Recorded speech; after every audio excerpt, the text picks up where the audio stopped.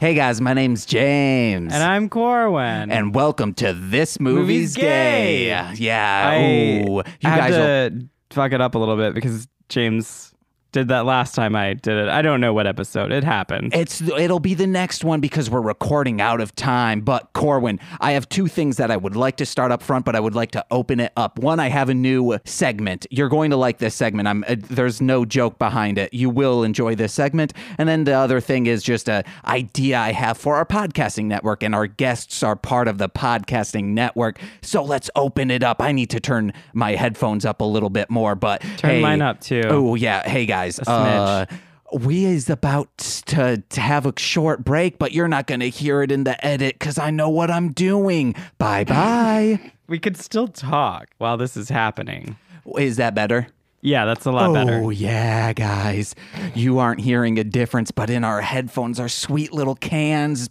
They're beans, practically. Cans. Hey, guys. That's what they call headphones. Cans.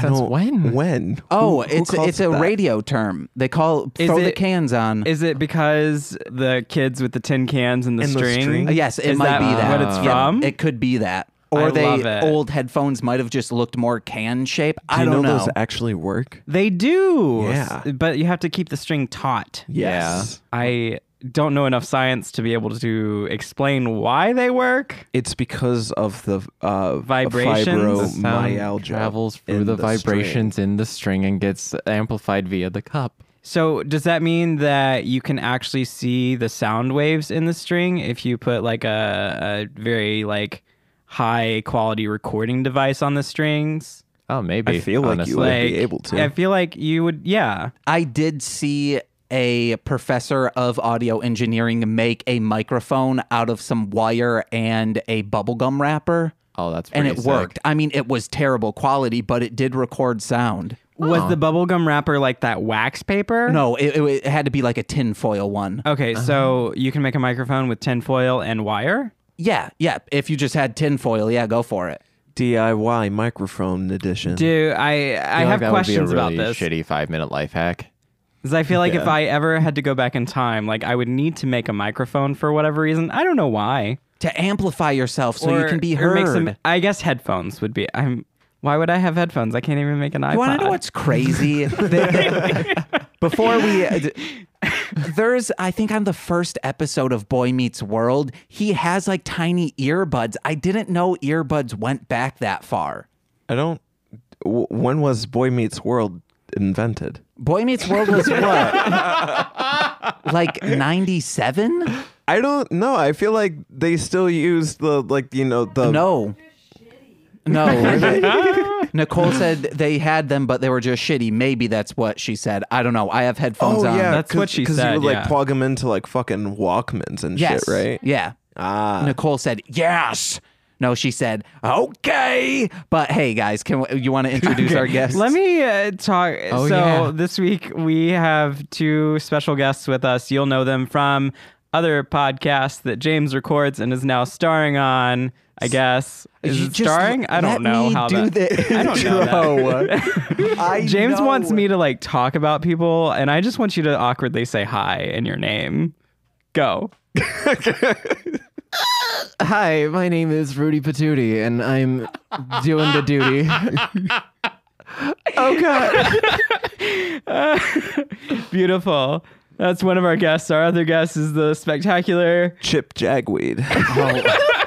Never let him say his own name because he will never say it. His name is Corey. Even on the podcast he hosts. So that we get confused between Corey and Corwyn this week. That'll be very great. I mean, listeners probably won't be confused because we sound totally different. Very, I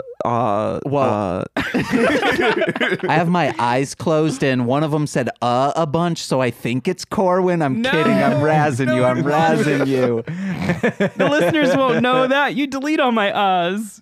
Those ones seemed on purpose, so those will be kept. I was just trying to make extra work for James. Corwyn, I apologize. So you keep talking just a little bit. I need to turn my own headphones down just a tiny bit. I said that so that James just gets to hear me being very loud.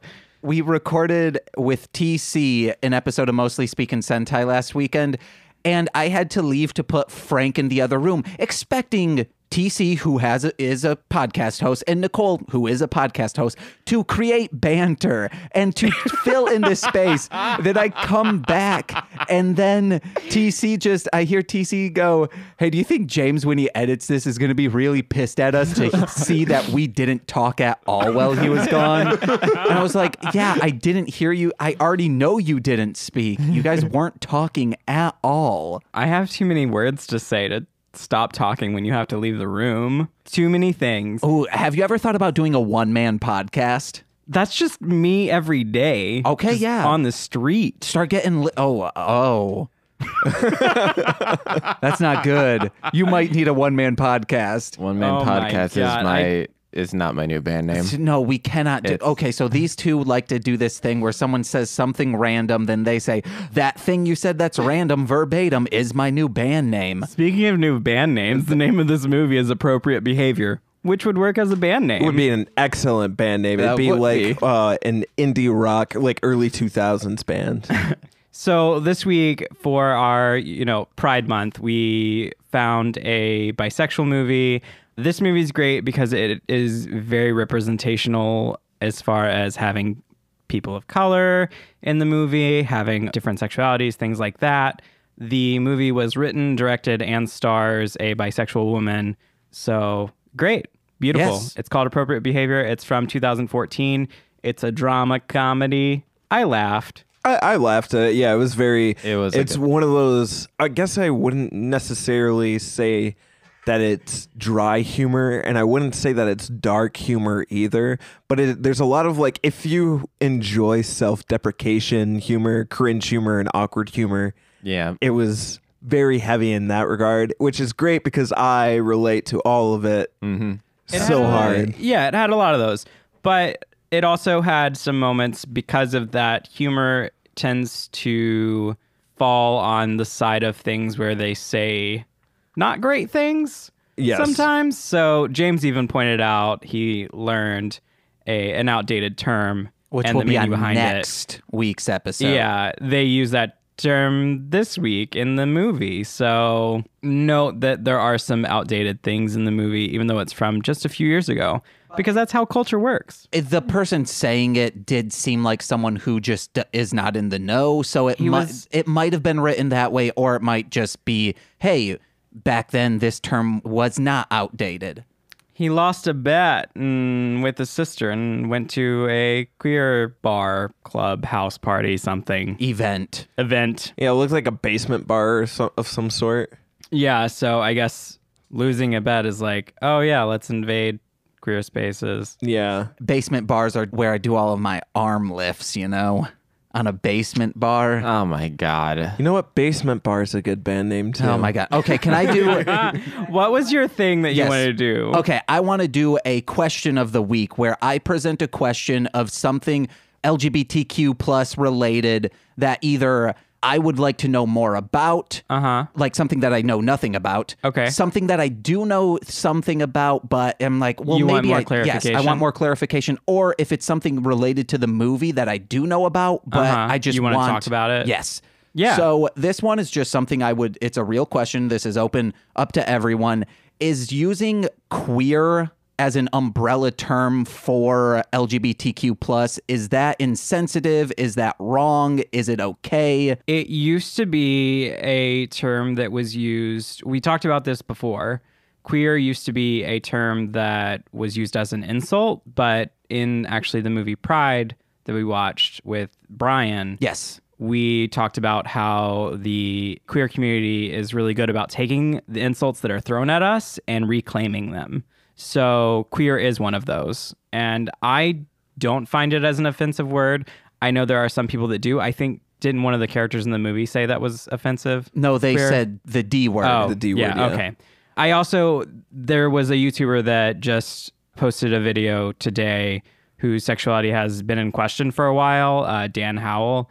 And he talked about his gender identity, sexual identity, things like that. And he said that he does like the term queer, even though it is a little offensive to some people. So, a little fun fact. But I what I'm saying is, yes, at one point it may have been an offensive term, but I no longer find that as offensive. And I feel like it's a great umbrella term for LGBTQ. Okay, awesome. Instead of saying like, LGBTQAI plus, and every other identity that I'm missing, because there are so many identities that do fall into the queer realm. Right. Whereas queer is a nice term that just kind of envelops all of them. And some people would like to be specific and say that they identify as this specific thing, saying they're either gay or, they're asexual or they're pansexual or whatever. They want that specific identity, which is great. Love that they want that. And I would love to use that identity for them.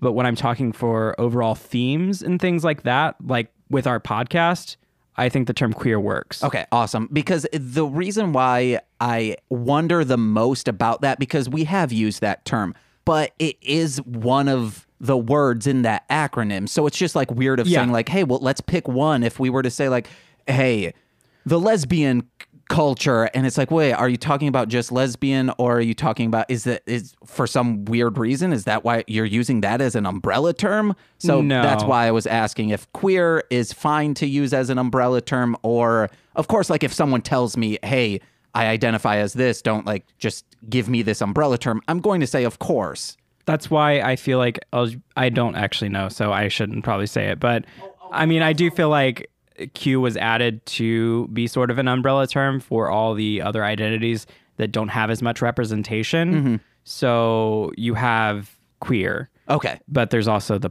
plus there. This is also open to you guys. Yeah. No, I mean, I feel like Corwyn was getting a good grasp of pretty much most of the thoughts that was on my mind. I know a lot of people are still uncomfortable with that word, and I think it is important to, recognize that, but I do also think it is important to recognize that that word is being reclaimed in the community. It's something that's used as empowerment rather than what it was used for as before. Yeah. So no, I think he was hitting the nail on the head. I mean, and a lot of our terms are reclaimed. Like gay was used as an insult, right? And that's, everyone says gay, and I tend to use that as an umbrella term sometimes, even though it's not as inclusive as other terms can be, like queer. So that's why I'm trying to transition over from saying, oh, everyone's gay to everyone's queer, right, or whatever. Not that everyone is. There are straight people, I guess. I guess they exist. James. Yes, me. What? Who said that? Rudy, did you have any thoughts on the term queer? None in particular. Just you guys all really hit the nail on the head with it. My personal standpoint, if you don't want to be called queer, you don't have to be called queer. If you want to be called it, you want to be called it. It's nice. Yeah.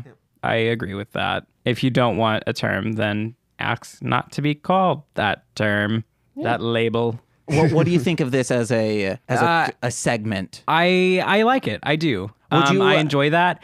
I would like maybe a hint of what we're talking about, just so that I can that was do my a little next bit question. of research, so that you're not like, hey, Corwyn, I'm just going to say intersex. What's intersex? And I'm going to be like, honestly, James, I do not know enough to be able to give you an education in that might be good for one episode, but if it comes to like every single time I ask, you're like, James, I really don't know. A lot of my questions I don't think will be that. It will be like, hey, from your perspective, that I forgot to start this whole introduction to this segment of saying, I will be presenting these from your perspective on some of them. Yeah. I mean, the queer thing, definitely that's my perspective. And a lot of the stuff that I kind of rant on is also from my perspective, like having arts in science together and all of that, which I know people love that little rant that I had. Yeah. a lot of things. Remember, this month has been a kind of like a whirlwind of seriousness, in a sense of we haven't been doing bits, but I like it. I like it too.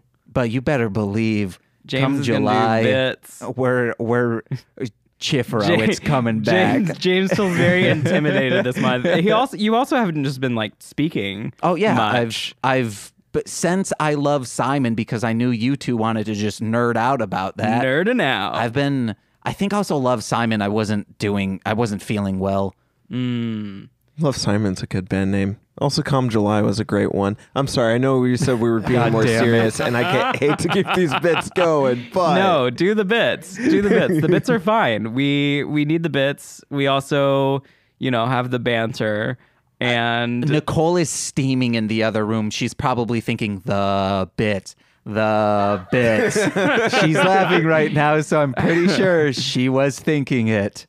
Life doesn't have to be a bit, James. No, come on. it's from Steven Universe. He just gets the potato bits. I'm from the bottom of the fryer.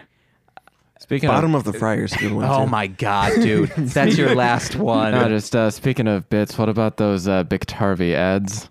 Big Tarvey. Every break, though. It was every break. Every break, there was some medical ad, and I told Rudy that he would have a quiz on it, and I wrote down some notes, and the ads mostly said that if you have kidney and liver problems, do not try and take these medications, but please consult your doctor before taking Big Tarvey. What's the medication for?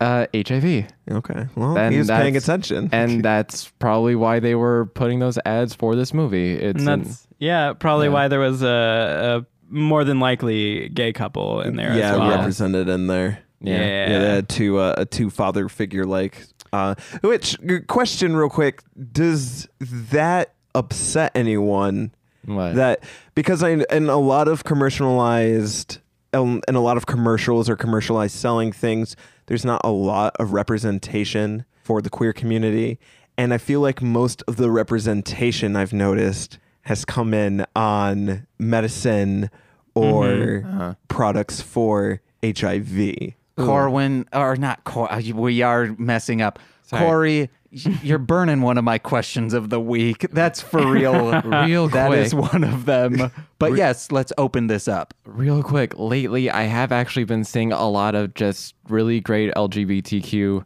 ads that aren't necessarily for HIV medication, but are for lip balm or perfume. And it's really sweet, but they're mostly from Asian countries. Yeah. Yeah, I saw this ad the other day where there's this boy, he's spraying himself with perfume to try and impress this boy, and his dad's like, "Oh, you smell like a girl. Who is she? When are you going to start talking to her?" And then he loses the perfume, and he doesn't smell good, and he's like, "Oh, did you break up with her?" Later on, he goes to his room, sees a bottle of perfume, and there's a note that's like, "I know your secret. It's okay." And it's super sweet. And there's a lot of that really super sweet pro-LGBTQ stuff, but only in Asian countries. There's also I think it's a deodorant commercial. I don't remember what deodorant is, but there's a transgender woman in the bathroom, and it says something about strength or whatever, and then she walks out of the bathroom, and you hear a bunch of other women before she walks out talking. So she's nervous, especially with our current political climate with bathroom talk. Yeah. Right. And when she walks out, you hear the women just going, "Oh, I love your dress," and stuff like that. So there's that. They have a couple that are real nice and heartfelt, I guess. I believe it's Walmart. They've been going in on no, I'm for real, because you see all these articles of people are boycotting Walmart over gay commercial, and it's like, then fuck those people.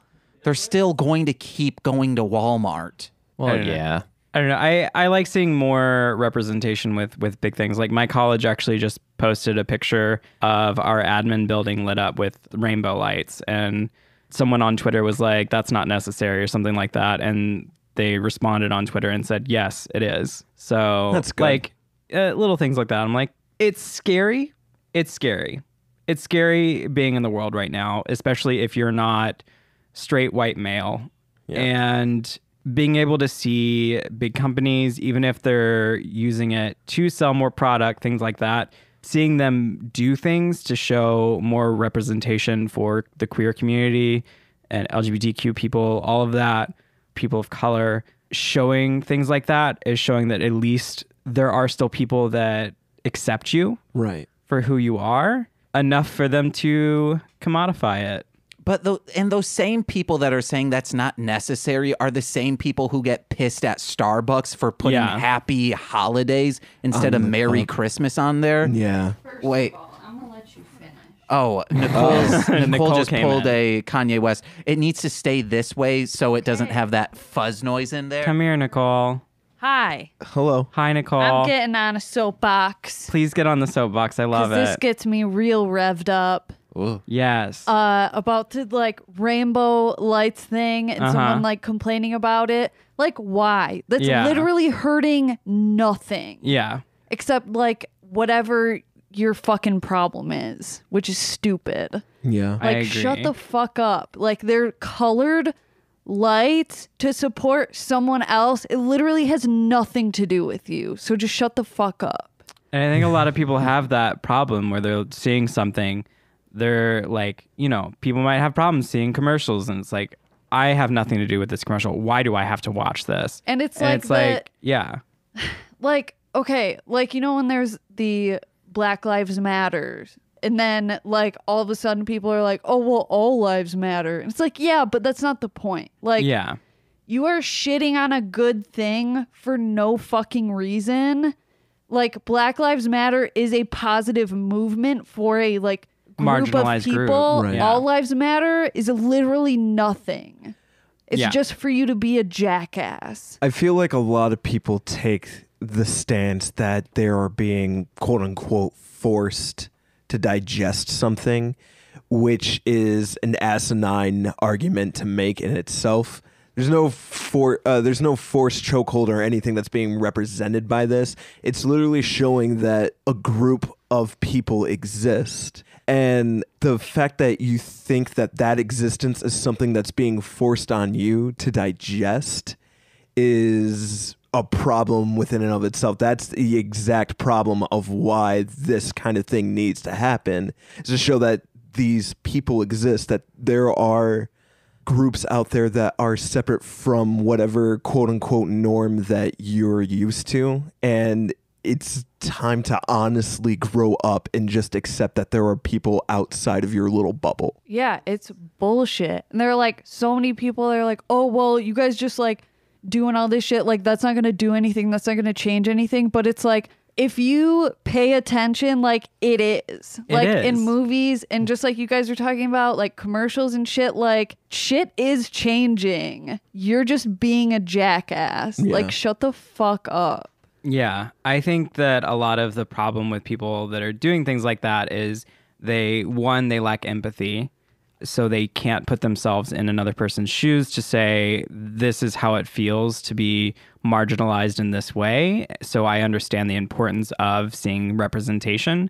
And that's, I mean, one of the reasons that I love doing this podcast and why I agreed to do it with James and everything is because I like being able to show these movies and even the occasional TV episode and things like that do have representation, that are showing queer people and everything, so that more queer movies are created and there's more queer content, but also so that people out there are like, oh, someone's actually talking about these things. Someone can, you know, understand what I feel and how I need more representation. Yeah. So fuck yeah. People are missing they're missing the empathy. They also have the privilege of not being marginalized in a way. So they have the privilege of being able to ignore it. Yeah. And it just makes me so angry, because I'm like, it is not hurting you in any way. It's not infringing on your like pursuit of happiness.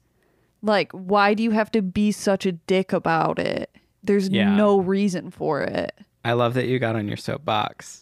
Yeah, I just get so mad. And just like, okay, Todd Glass did this bit at the end of his stand-up that I was just like, fuck, yeah, preach it. And he's just like, kind of did the same thing. Like, just don't be a dick. Don't shit on good things just because, like, you're an ass. And was like, and if you can't make jokes without hurting someone's feelings, they're not oversensitive. You're just an asshole. Yeah. And if you do, you know, accidentally make a joke that is hurting someone's feelings and you're not aware of it, then educate yourself and don't blame someone for having feelings. Consider why they have those feelings. Just apologize and don't do it again. Yeah. That's beautiful. Okay, I'm gonna leave now. I'm sorry. Okay. I got real upset. I had feelings. I love that you had feelings and you had to come from the other room to talk about them. I love that. Thanks, Nicole. That was pretty great. Since we have like 20 minutes of very serious talk and no movie talk. So real quick, the thing that I always do, but I forgot today, I guess, is normally I have guests do a quick synopsis of the movie.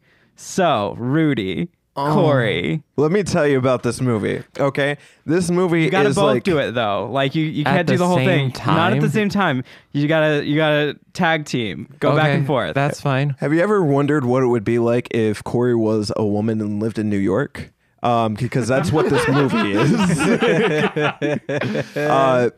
So many times did I see parallels between myself and this protagonist that it made watching it literally like watching an alternate reality of myself. So a self-deprecating, trying to figure themselves out. Her name's Charisse, right? Yes. Shireen. Sorry.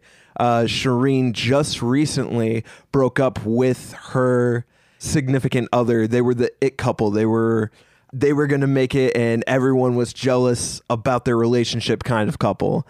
And they just went through, and it was a nasty breakup. Ew. And what proceeds after the breakup? After the breakup, Shireen just goes through this wild binge of just trying to find herself and find what makes her happy, and just going and just doing. She hooks up with guys just to try and fill that empty void, and hooks up with other people to try and fill that empty void. This movie's just about filling that empty void that's inside after losing that one thing that you thought was really important to you, but it turns out that it was super toxic. Yeah, that relationship was super toxic. Just takes a few unhealthy coping mechanisms by, I would say, by going for people that are significantly not worth her time, like the squid tattoo guy. Fuck that guy. Oh my god. Well, pretty much fuck all the dudes she actually went at. Oh my god. After. Wait, real quick. Fuck that stand-up folk music comedian. That dude that was way too into himself and was so super vanilla. Like literally, like when it came time for them to finally have their hookup, he just kind of like stood there and let her do everything. She was just like, tell me what you want. And he's like, get on the bed. Lay in the bed. Also, I thought it was kind of funny, but she like hands him her panties. Yeah. And then he's just like, oh, what do I lay on the bed? But not like a lay on the bed, like a get on the bed. What did you think? But no, she goes through and she gets a new job as a video arts teacher. For children. Yes. Which she wasn't expecting and which I wasn't expecting. And she had the exact same reaction I would have on her first day, which is confusion and realization that you should not be here. But she actually, I think, ends up being a pretty good teacher. Eventually, at one point, she kind of has a moment of self-realization where it's not necessarily something that you can just kind of force and just kind of trudge along through.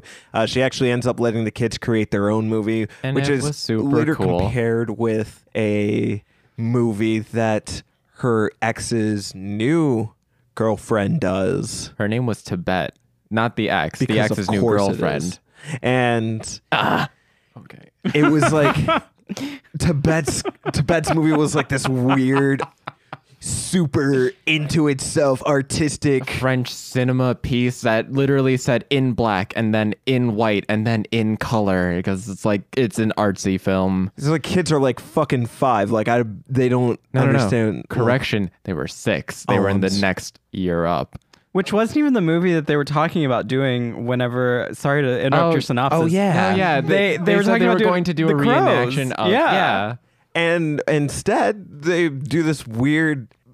I described the movie to Nicole as the movie Kids if it were actually about kids.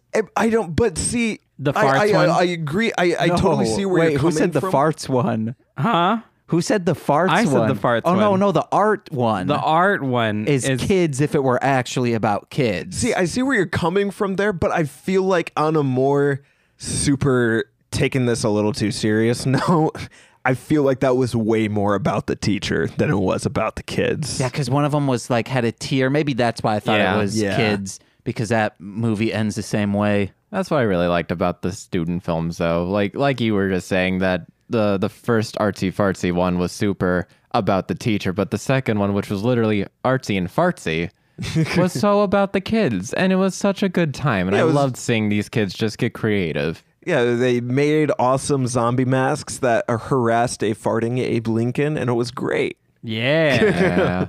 Zombie masks harassing Abe Lincoln. Also, real quick, we missed a really important part. Shireen's ex-girlfriend, Maxine, for those who are listening, when they were trying to do some role play, she was like, okay, I'm your tax auditor. I'm going to need you to fill out these forms. And I fucking love it. I'm going to pull that someday. And then Shireen was like trying to make it sexy. And then Maxine was like, no, but you need to fill this out right here and sign this. And the Maxine character, I just couldn't understand what their personality was. I couldn't either. It was sort of the same realm as the self-deprecating kind of thing, but at the same time they seemed to be very politically active and stuff, especially with queer community and all that, but then at the same time didn't correct someone using an outdated term for transgender people. Like, I don't understand that part. Well, that's the thing, is Maxine is very, I feel, self-absorbed. Oh my God, absolutely. And to the point where she kind of puts on a facade that she is very caring about the community, and that she's very woke, but in actuality she's doing that to make herself look better and give herself a higher standing amongst the rest of the people. Yeah. So she doesn't really, it's not that she doesn't care about the queer community. She just uses it as like a social garb that she just kind of wears. I think a really good example of the self-absorbedness was the birthday scene.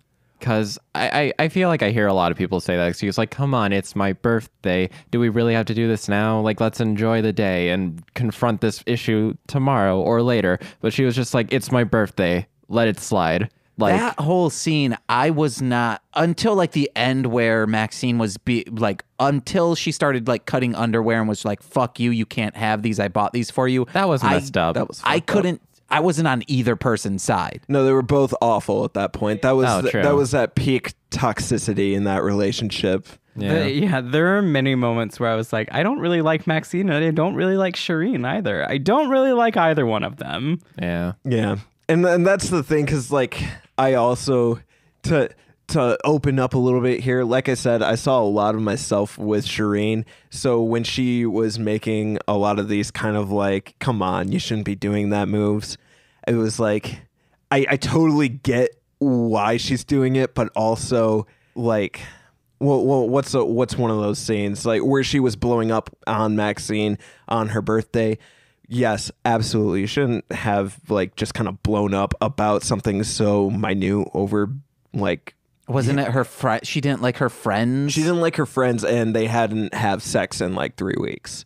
Then again, that was also after Maxine cheated on her. Oh, no, that's unexcusable, and I feel like Shireen shouldn't have stayed with her after that anyways. Yeah. Maxine ended up not hooking up, but like making out with a dude at this like strange basement bar during, I guess it was some sort of celebration of some sort, but she ended up making out with this dude when they got super drunk, which being drunk isn't an excuse. No. And then kept saying, you have to forgive me. And then oh my God, that grabbed Shireen, and Shireen pushed her away off of her and she was like, you kiss the guy. And then Maxine was like, you hit me. It's like, no, you grabbed her and she pushed you away. That should have been the final red flag there, is that she just committed one of the biggest, if not the biggest betrayal you can commit in a relationship, and then immediately tried to make it a moment where it was Shireen's fault. Yeah. Or like that Shireen was acting irrational. I also want to point out that during their fight at the birthday thing, Shireen was staying until the moment that Maxine invalidated her identity as a bisexual woman. Oh, God. As soon as Maxine was like, Oh, I should know. It was probably a phase or something like that. I think I have it written down. First of all, fuck anyone that says that. Like, that is... Yeah, she said probably just a phase, and then Shireen immediately grabbed her keys and left. Yeah. Now Shireen then kept trying to still be around Maxine and I guess start dating her again, even though their breakup was sort of mutual. Yeah. It was a weird moment. But Maxine had a lot of abusive behaviors throughout the relationship, with the lying and making everything about her. And so here's something that I feel like I see a lot of the divide in, is where Maxine was upset with Shireen because Shireen wasn't coming out to her parents.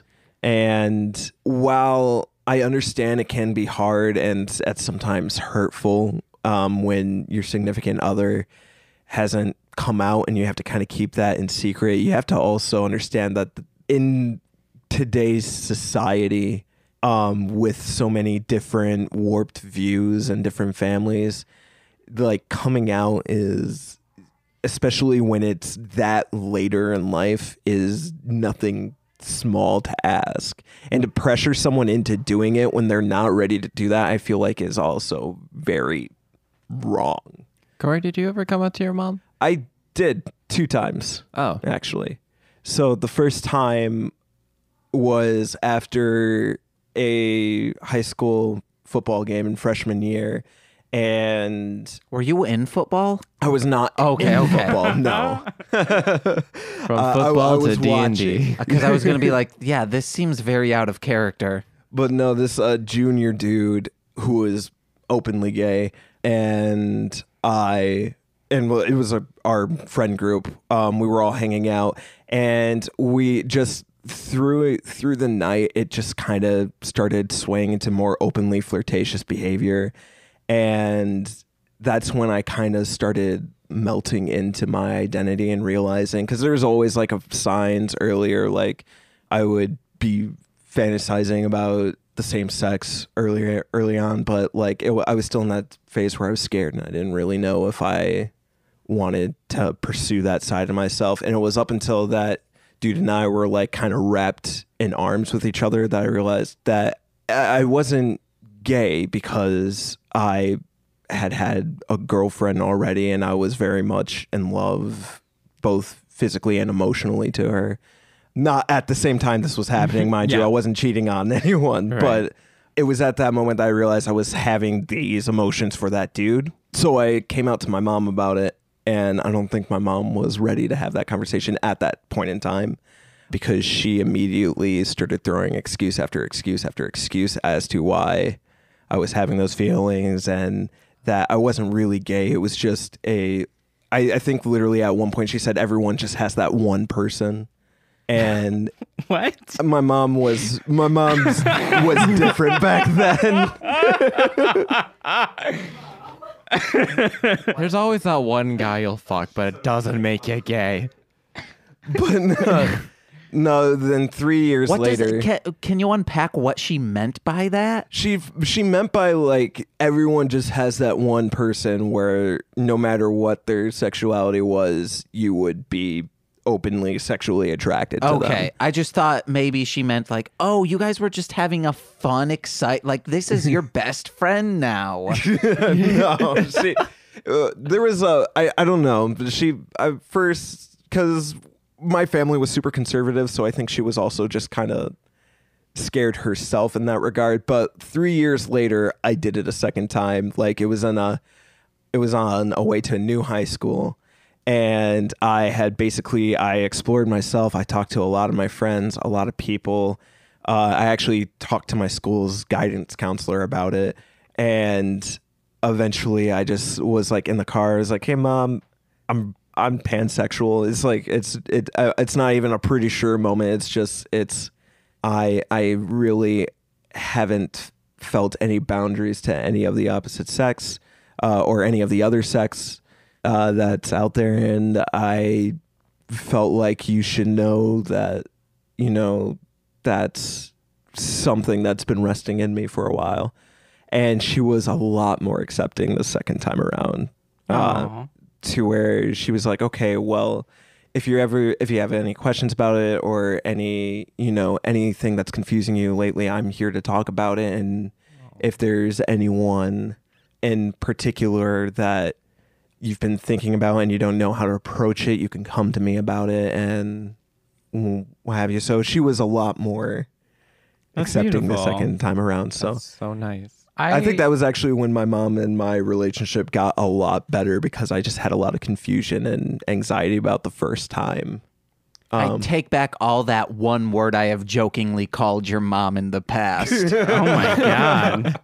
I wish that I had a similar experience, but every time I've ever been asked if I was gay, it's usually said with such kind of like a pointed tone almost. Yeah, venom. It just has a venom to it. And you're like, well, that's not what's going to happen right now.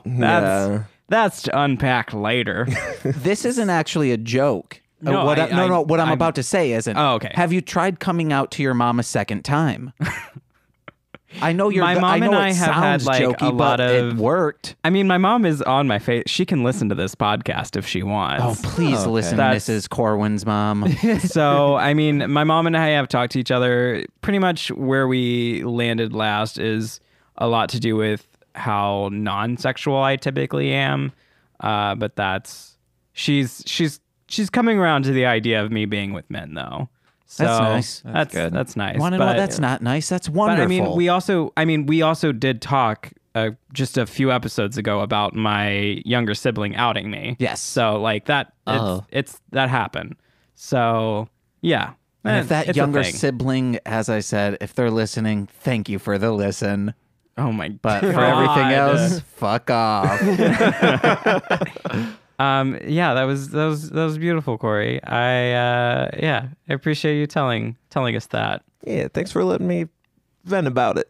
Good. That's what we're here for. I also, just a quick side note, we've talked about coming out and outing and stuff like that, but I also, and you kind of touched on it a little bit with Shireen's mother, or Shireen not being out and Maxine being upset about that.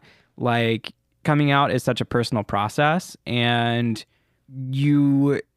I hope there aren't younger people listening to this, just because we get very inappropriate sometimes. But if you are younger, or even if you're in your 20s in college or whatever, and you are feeling like you identify as a queer individual in whatever way, don't feel pressured to come out. It's whenever you're ready, whenever you're in a safe place to do so. Absolutely. Wait for that. That's fine. You're not going to lose out on life just because you're waiting to come out for when it's going to be good for you and when it's going to be healthy for you. I don't know. I think a 16-year-old would really enjoy this podcast. I don't know how children work. They'd love hearing me say, guys, please send poison oak vape pens to me. They'd be like, that's hilarious. We love vaping, James. Holy shit. We need to market this at teens. Would never vape.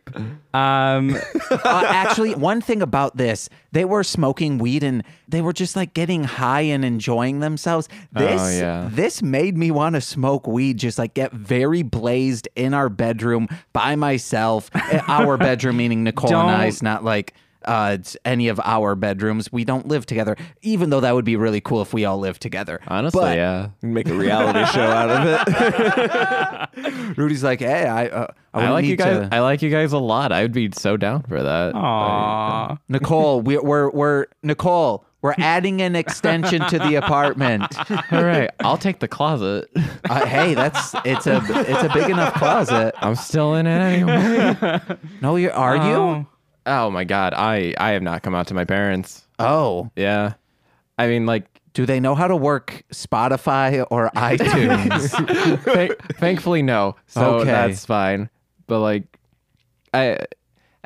Robbie called me while I was driving my dad somewhere, and he's just like, hey, boo, what you doing? And I was like, oh my God, this is going to lead to the talk with my dad. We talked for a little bit. We were going to meet up later that day. For those of you who don't know, Robbie was a part of the Hit It and Critic crew, but sadly he's gone, departed with us, but hit him up at MISINGLETER. That's missing letter. He moved out of state. I know it sounded like he died, but he's still here. Don't worry. He died on the podcast. Spoiler alerts, he might still be alive. Who knows? But after the phone call ended and my dad was about to leave the car, he's just like, if you were gay or if you were bisexual, I'd always love you, right? And I'm like, that's really sweet, Dad. Thank you. But I didn't tell him. Because I'm still not 100% ready to have that full-blown talk. Because there have been times where we've tried talking about it and it just got awkward on his end. But my mom, on the other hand, I can never come out to her. Here's a funny, really sad story. Not so much funny as it is sad. Oh, no. Mostly sad. But I think my mom was watching this documentary on TV about homeless teens in America. And one of my friends who I was going to school with was in this documentary, and she was like, I told that to her, and she was like, what was he kicked out for? And I said, well, his parents didn't like him being, I think he was pansexual or bisexual. I'm not 100% sure, but my mom immediately said, well, if you were gay, I'd probably kick you out too. Jeez. Do you still live at home? So Yeah. sorry. Oh, man. It's rough. So, I mean, I definitely want to, and I want to be comfortable enough to tell my parents this, but I probably just gonna do it after I move out. You say your mom mainly just watches a lot of like foreign soap operas? Yeah. Okay, we can never market our podcast as a foreign soap opera. It's not possible. I don't think someone who would have that point of view would ever look at a podcast called This Movie's Gay. Thankfully. And listen to it. If it was an exclamation point, maybe they'd be like, oh yeah, they're talking about these gay ass movies. And then it's like, no, we're not saying it like that. I mean, our logo is also in rainbow colors. Oh yeah, Like we have steps there. Yeah. So hopefully, I mean, if there is a very confused person listening to this, and they do have views that we do not express or agree with on this podcast, I hope that you at least take a moment to look over the things that we're talking about and look over the movies that we're watching and really, see how you feel after that. And maybe put a little empathy in there too. Yeah. And then maybe we'll have someone that is no longer homophobic. That would be great. That would be insanely great. If that happens, if that is you, if you are that person, please just tweet at us. You want to know what? Do it in an iTunes review, please. That would be a glowing endorsement. I will have made it. I will have had success if I get one homophobic person to listen to this and decide, hey, that guy's kind of funny. We can even, it's someone who is transphobic if we were to change their minds, anything. Yes, we also don't accept TERFs here. So if you are transphobic, please leave. Yeah. Unless you're learning, then please stay and continue to learn. And, I guess. As long as you... I guess we don't want people who are still after listening to this to then continue to listen. Yeah, only people that accept other people for being who they are here. Yeah. And hey, speaking of us marketing our podcast, I do have something in terms of that. So, fine art these days isn't really that great. However, people are still making buco dollars off from it. It's insane. Just because some pretentious people deem it as this thing that should be put on a pedestal. That is why we should start marketing our podcast as the fine arts of podcasting. Corwyn, come on, man. I was very excited to be on a fine art podcast. Corwyn just tried to put a water art. bottle on it's not that we are it's not like we're talking about fine art. It's that we market it as the fine arts of podcasting. So we have to be a little pretentious when we talk about it. I would need help on that. I mean, I feel like I just have like sort of an arrogant aura just in spades for you, James. Ooh, so okay. I feel like I can just like, let's push that forward. Arrogant Aura is a good song name. Yes, please. Ooh. Please write it. I guess I'm kind of pretentious with rap music these days, so I would just kind of have to flip it like that. But, mumble rap, if you enjoy mumble rap, it's a marvel of sound engineering, I'll tell you that much. That sounded a little forced. I'm like, do I have any other notes? We talked about the auditor thing, which was great. I wrote down Buzzed on Skunk is my new band name. I have Buzzed on Skunk as well as just a term I will be using because I love saying, "Ooh, I'm getting zooted." I love saying weird terms for marijuana because I am straight edge. So people think it's weird that I know the terms, but then also like, wow, James sounds like a narc. I'm just going to listen to James say different ways of how he's going to smoke pot because they're all great band names. I'm getting zooted is getting written down too. Yeah. Goldfish Centerpiece is really sad. Yeah, Shireen's brother was having a wedding and he had goldfish centerpieces that had shallow water. Which makes me believe in a self-centered, pretentious way, maybe taking that a little too seriously, that is a great mirror to how shallow her brother is. Her brother... Her family, for the most part, we didn't really hear from the dad much, but for the most part, there was kind of some shallowness there, including her. Yeah, absolutely. Especially when she was talking about plastic surgery. The guy, the brother was... Or when the brother was getting married, his fiance was going to be a plastic surgeon, and Shireen's just like, oh, how does it feel when he's saving lives and you're, dealing with middle-aged housewives? And the girlfriend was like, actually, I deal with burn victims. Pediatric burn victims. Pediatric burn victims. And then all of us were like, wrecked. Well, even before she said that, I was like, well, no, plastic surgery is so much more than that. If someone like gets their nose half bitten off by a dog, you need a plastic surgeon. Plastic surgeons are important. I mean, there is that sort of, I want to say, stigma against plastic surgery that Shireen very much indicates. And I love that the movie did touch on that, where they did have someone going into plastic surgery saying, no, actually, I'm doing it for this. Like, I don't know why you're being rude about it. If I want a longer penis, I'm going to a plastic surgeon. They're noble. But, I mean, also, if someone wants to get plastic surgery because they don't have confidence in themselves, or, they don't like some certain part of themselves and want to change it, then why are you do it. Let them do it. Let people like themselves. Yeah. Exactly. It's like that episode of Scrubs. Speaking of Scrubs, this has nothing to do with Scrubs, but the brother as a surgeon was saying something about peas through his belly button, and then somebody else said something about intestine vagina. Oh my! I don't know. I don't know what the conversation was about. I was very confused. Corey, no, stop. It's like grindcore, that last one. That would be a good grindcore name. The first children's scene. I think Rudy, you were like, or no, Corey, you were like, that gives me anxiety, and all of us were like, yeah, me too. Just a bunch of children was like, oh God. So she was on OkCupid, and I did want to bring up some stuff that I remember that was on my Plenty of Fish account, and I would put in like very obscure references to things I liked. So I would like put in names of some of the Gangrene Gang from Powerpuff Girls in hopes that someone would be like, oh, are you talking about Powerpuff Girls? And I'd be like, you better believe I am.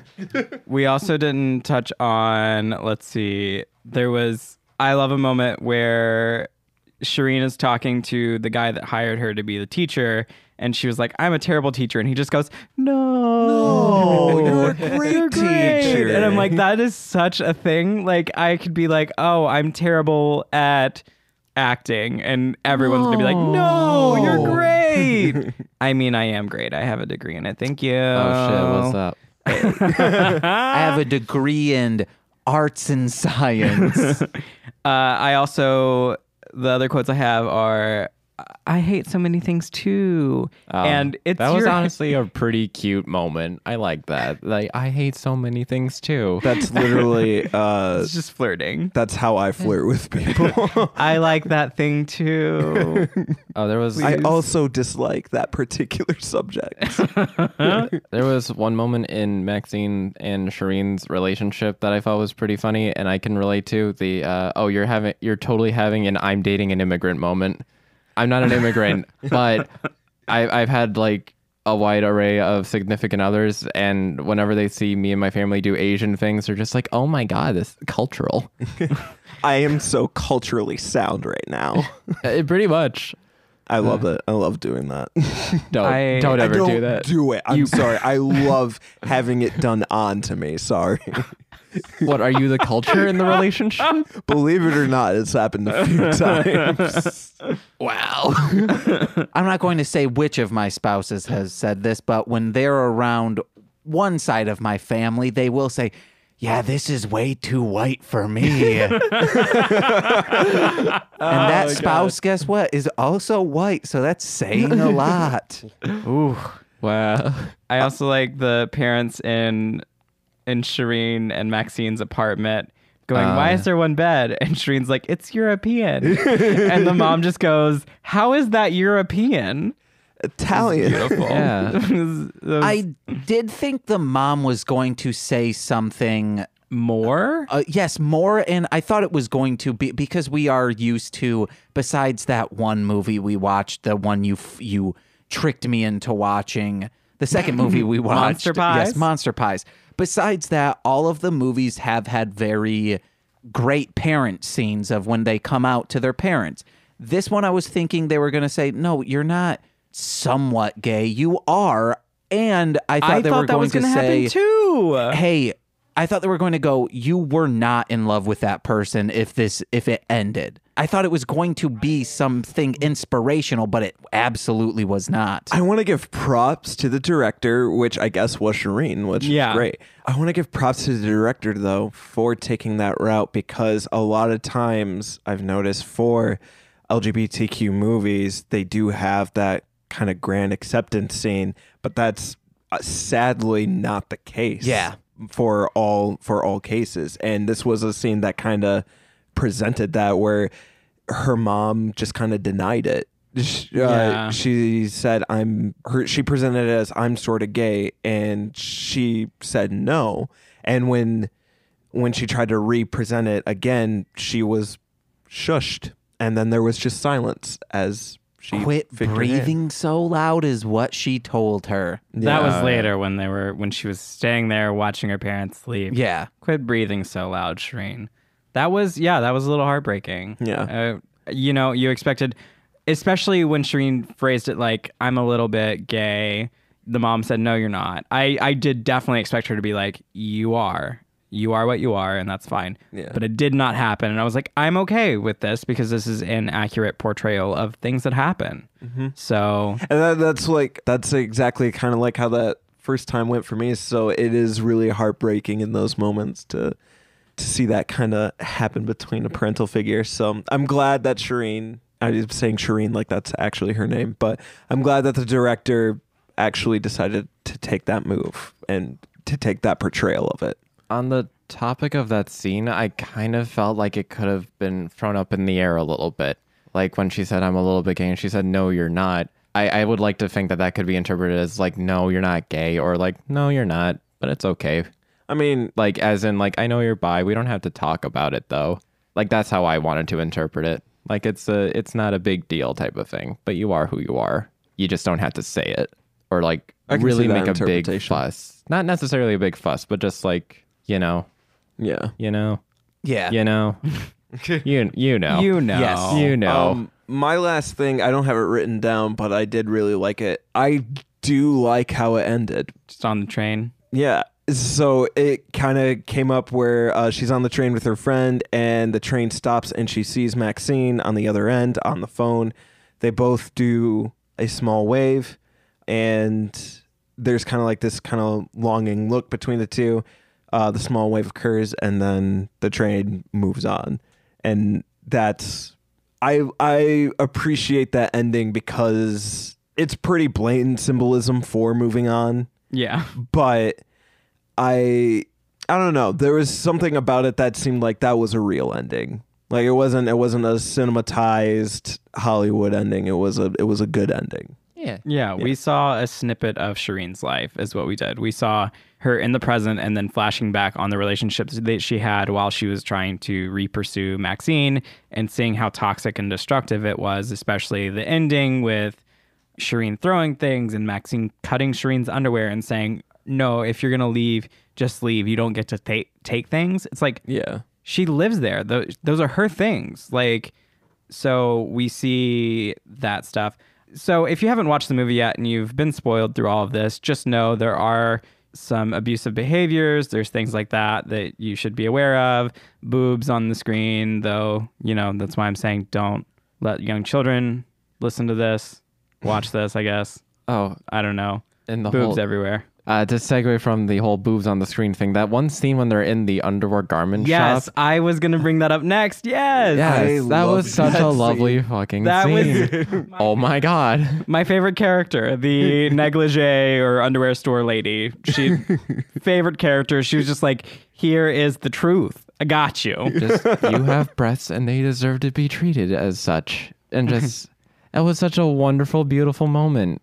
And Shireen finally kind of got like a little bit of closure from the underwear salesman, and I loved it. Where her friend was there going, really? And it's like, shut up. She is speaking. She is the oracle here. She is telling us what we need to know, what Shireen needs to know. She is guiding her. She's giving her a future. I love that. Yeah. It is beautiful. So the last question that I have, James, do you have anything? Yeah. I really resonated with me the scene where she was talking with her new roommate and she was just saying things like, oh, I'm just going to lay here and just think about forgetting what it feels like to be loved and being very depressed like that. That was me when I moved in to the trailer that I've talked about on other podcasts with my friends Brandon and Tyler, to the point where I would make like super dark jokes to them of saying, hey, I'm going to go get something to drink. We'd be at a Family Dollar, and then I'd go to the cleaning products and pick up bleach, and they'd be like, James, please, like, you are very... Yes, it's a funny joke, but it is worrying us that you keep it's making funny, these. But please.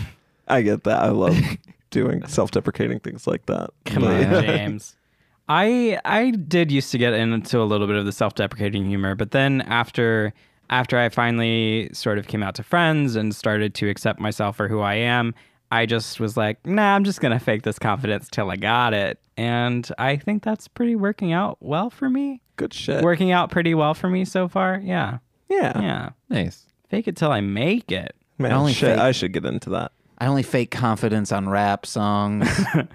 I mean, I feel like part of like my acting career anyway is just... when you're acting and doing that in general, you have to deal with a lot of things that drop your confidence, and you have to deal with a lot of rejection and stuff like that. So that's why I'm like, I'm not going to allow that to affect me. It's going to roll off me. It's fine. I'm fine. I'm doing well. I'm great.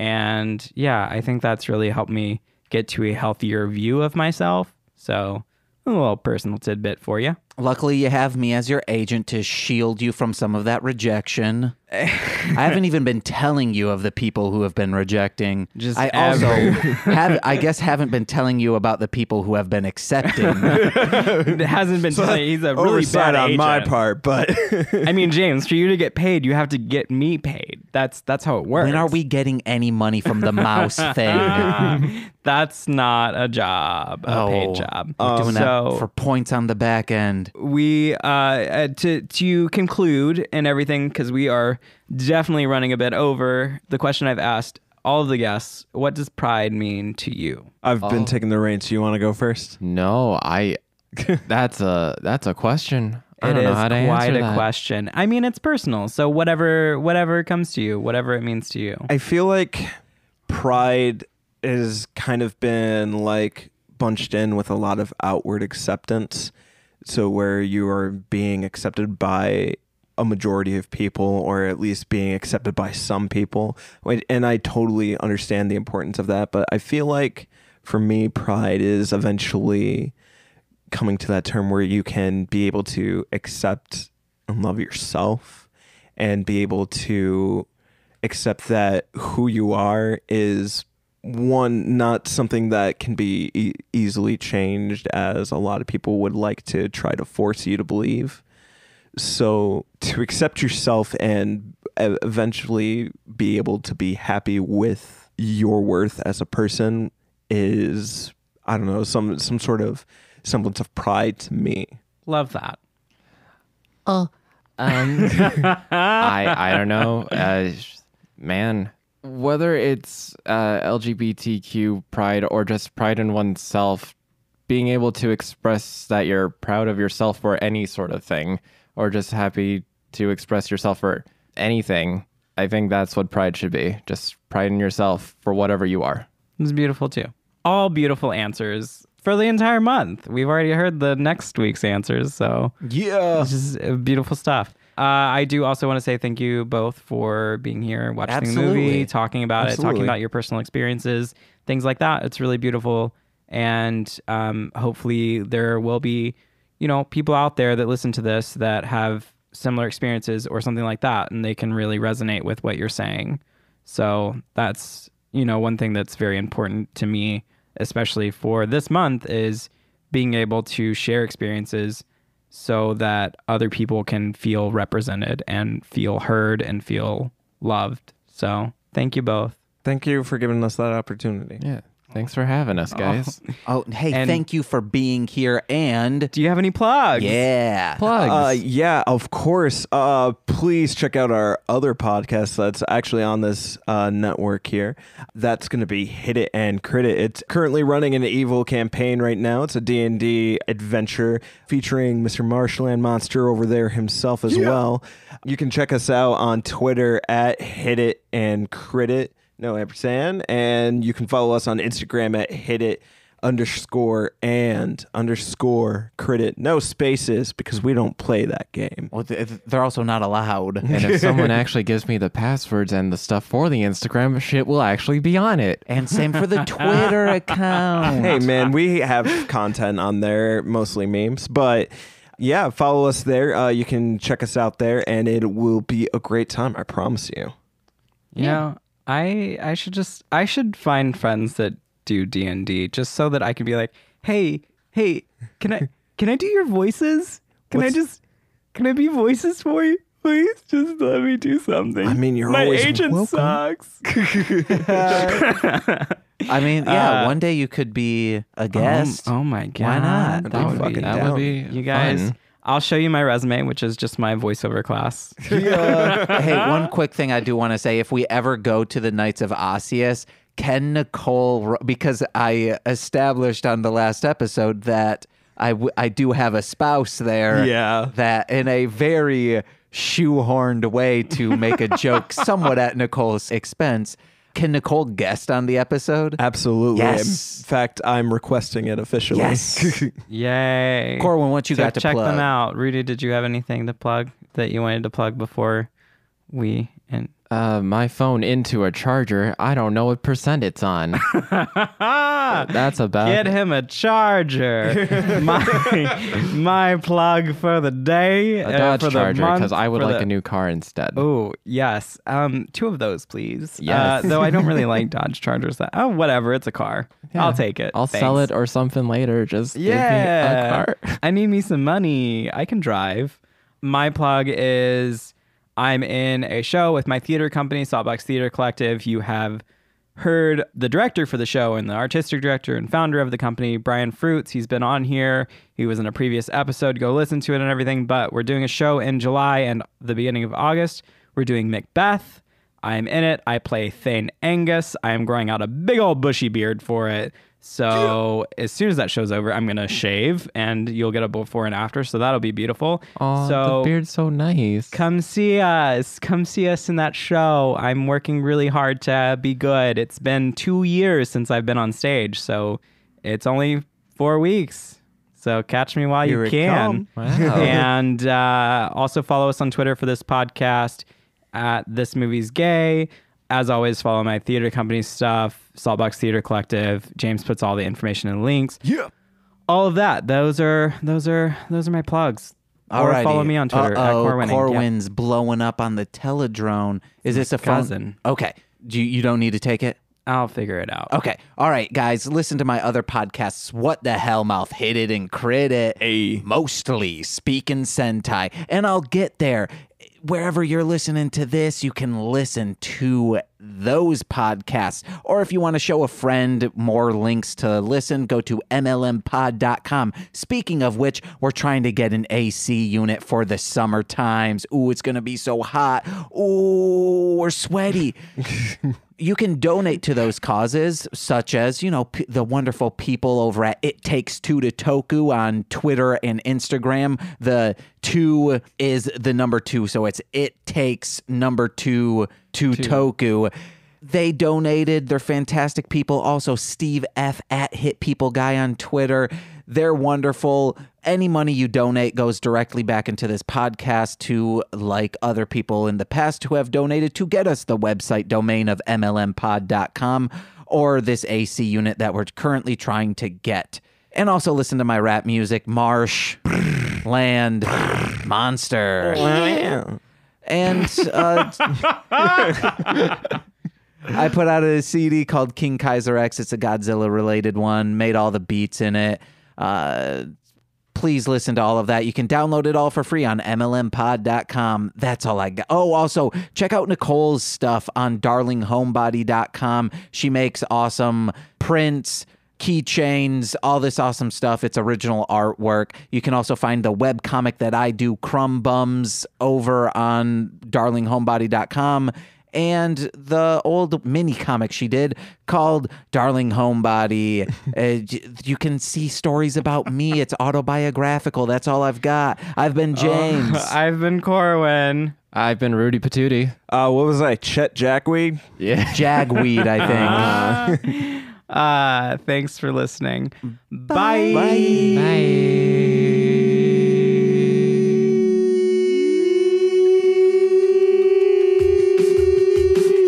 That was impressive. Real weird. Bye.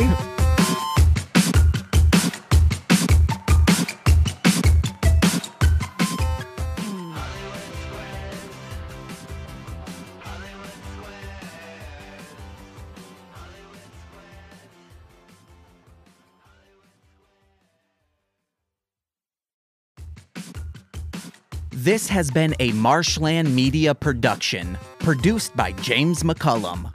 For more content, please visit mlmpod.com.